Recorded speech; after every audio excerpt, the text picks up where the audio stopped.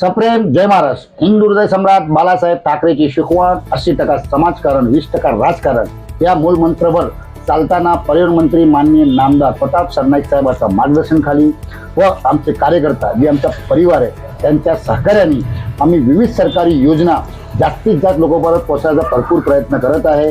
आज आमच्या सोबत मीराबाई ठाकरे काय आहे, जे विधवा महिला आहे, त्यांचा विधवा महिलाचा पेन्शनचा फॉर्म भरल्यानंतर सतत पाठपुरावा केल्यानंतर त्यांच्या बँक खात्यात पैसे जमा झाले. आज ठाकरेताई आमच्या शाखाला येऊन आमच्या साहेबांना व आमच्या कार्यकर्त्याला धन्यवाद सांगायला आले. आम्हाला खरोखर आनंद होत आहे. अशा लोकांसाठी आम्ही काम करत आहे. नमस्ते, मी समजा शाखेला नमस्ते करते.